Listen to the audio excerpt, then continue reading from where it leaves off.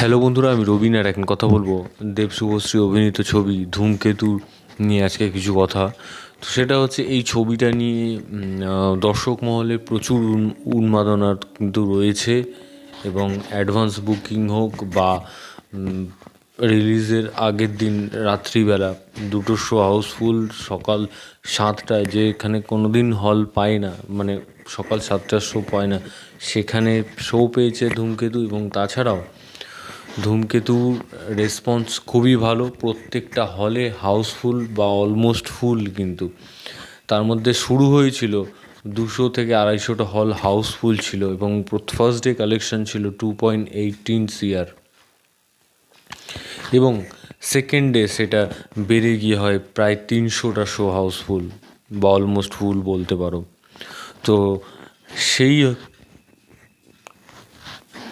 সেকেন্ডের কালেকশন প্রায় 3,02,00,000 টাকা মতন, যেটা বাংলা ছবির ইতিহাসে হয়তো আমার মনে হয় এত বড় ওপেনিং কোনো ছবি নিয়েছে।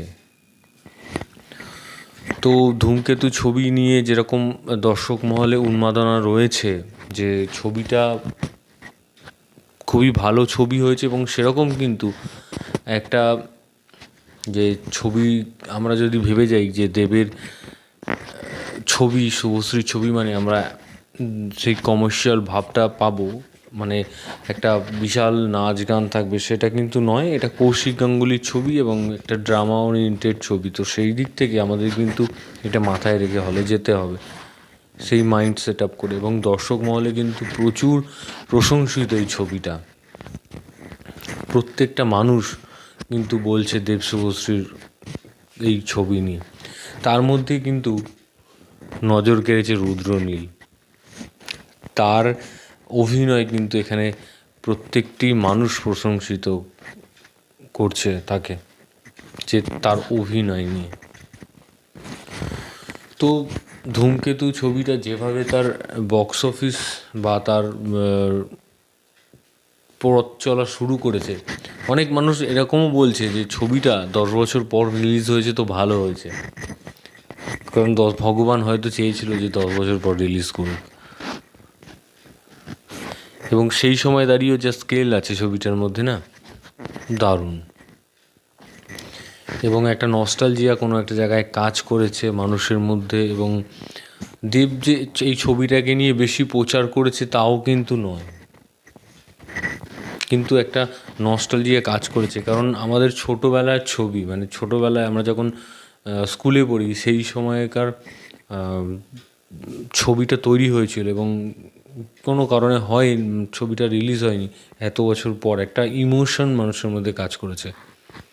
এবং সেই জন্য, এবং তাছাড়াও এই ছবিটা যে আমরা দেখতে পাচ্ছি সোশ্যাল মিডিয়া মারফত, যে প্রতিটা মানুষ কিন্তু এই ছবিটা নিয়ে কথা বলছে এবং দর্শকরা চোখ ভিজিয়ে বেরোচ্ছে হল থেকে। এবং এমনও একটা গান আছে এই ছবির মধ্যে যেটা কিন্তু এখনও রিলিজ হয়নি, মানে আমরা হলে ছবির সাথে দেখতে পাচ্ছি, কিন্তু সেই গানটা এখনও সোশ্যাল মিডিয়া প্ল্যাটফর্মে আসেনি। তো সেটা সম্ভবত নীলয়ন উনি লিখেছেন গানটা। তো সেই গানটাও কিন্তু খুব ভালো এবং শেষের দিকটা খুবই মানে ইমোশনাল ছবি একটা। তো যাই হোক, বক্স অফিসে ফার্স্ট ডে কালেকশন যেটা তোমাদের বললাম 2.18 CR এবং second day box office collection 3.2 CR। তো এরকমভাবে গ্রোথ হতে থাকলে ছবিটা একটা ভালো জায়গাতেই যাবে এবং অবশ্যই এই ছবিটা যাবেই।